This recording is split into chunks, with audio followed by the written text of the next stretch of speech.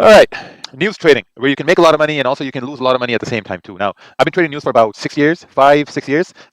Trading news is not just about trying to guess where price is going to go and trying to guess what the news outcome is going to be. Like, let's say if you're trading NFP, right? If you're trading NFP, you're like, okay, you know what? If NFP becomes negative, then I'm going to buy gold, or if NFP becomes positive, then I'm going to sell gold. It's not about that, because most times what can also happen is your positions can get slipped, you can get late fills, your trades can be delayed, and all those things. Like, a lot of things can happen when you're trading news. So a lot of people can lose a lot of money if you're not using stops, or if you're not being, like, on the ball. At the same time, you can make a lot of money too.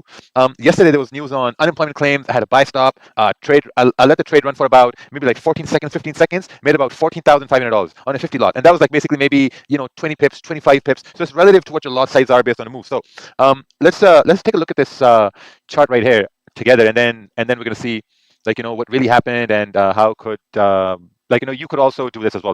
Now, mind you, there are a lot of variables that go into play. There are a lot of stuff that happens behind the scenes. So this is Friday. All these red folder news is going to happen today. So you can expect it's going to be a very volatile Friday. So let's take a look at Thursday over here. 20th April, Thursday, we had unemployment claims. Gold went up, had a buy stop.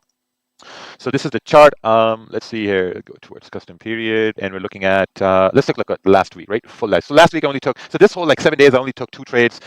This was a sell on pound yen. I'm going to show you this right here. The sell on pound yen was right here. You see this? This was the sell on pound yen. But there was news coming up, so I wasn't sure if I should hold it because I wanted to trade gold. Now, if you look at pound yen, this is where we broke below the area, and then the idea was that, okay, if you've broken below support, 15-minute time frame, high volume time, then there's a very high probability we're going to continue pushing down and price move down, and perfect. Now, gold. This was the news candle right here. So if you look on a 30-minute candle, this is where the news came in. This is the news candle. So price came down, tapped into this resistance area, and then this is where I waited for the move. Let's take a look on the 15-minute time frame. So the buy stop was placed above the previous candle's high, right? And I'm going to tell you why and how. Well, it's not how, it's about why you're placing buy stops and sell stops at these strategic positions. Now, some people may say, oh, news is gambling. You're just having buy stops above and below the candle. Like there's an art of being profitable. It's not an art of being profitable. Like, if you're making 14,500 in 14 seconds, 15 seconds, and like, let's take a look at the last 2 weeks. Now, let's see here. I think I also traded another news. Oh yeah, there we go. So this was another news I traded. You can look at the time. Yeah, look at the time right here. I don't remember what it was. I think it was CPI or something, but I don't really remember. 12, yeah, maybe. But still, it was like a $15,600 gain. This is like a 15 pip move, and price and continue to move after that a lot. So the way, or the reason why, is because when you take a look at trends, right? If you take a look at trends on, let's say, the 1 hour and the 30-minute, what happens when you have a trend? Let's take a look at pound yen. Let's switch over towards the. All right, let's switch towards the 1 hour. Actually, let's take a look at the 15-minute is much better based on what I'm trying to show you guys. All right, so we got the 15-minute right here. Now, this candle has broken and closed below support. Okay. Now, if we think that price is going to continue pushing down, what does the next candle has to do? The next candle has to make a lower low. Oh, what's this? Wrong line. The next candle has to make a lower low, right? And a lower high. Now, this low is lower than the previous candle. So if this candle breaks the low of the previous candle, then there's a very high probability price will continue pushing down.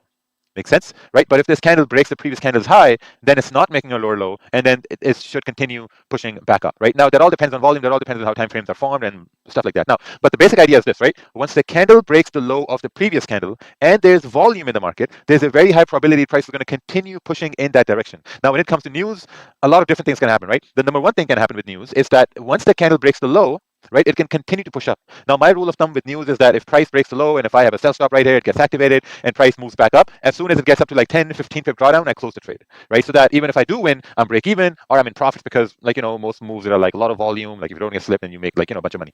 Now, that was the same thing with gold right here as well, right? So once the candle formed, I was like, okay, you know what? If we're going to break the high of the 15-minute candle, because, like, we came up, made a high, came down, and came up, made a high, came down. So the idea was that we should retest this area at 2004.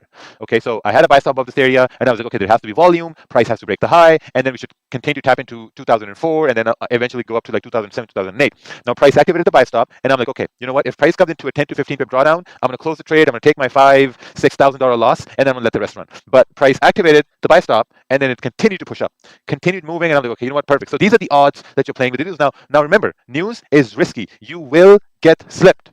It all depends on how much you get slipped, right? The bigger the actually, then we're going to go into another topic, whatever, right? But this is the main thing with news. How I'm trading, what works for me, like my favorite way to trade news is to have buy stops above the candle and buy stops below the candle, and like in the longer or like a big scheme of things, you're gonna have a profitable result. Hope this helped. Hope this was some sort of light shown on the strategy I use for news. It's very, very risky. It's not always profitable, right? So so you got to go through a lot of news events like FOMC, NFP, you got CPI, you got retail sales, you got unemployment data, you got ADP sometimes, it's like all these news events like over the course of years. So good luck. Take care and hope you don't fuck yourself up with this.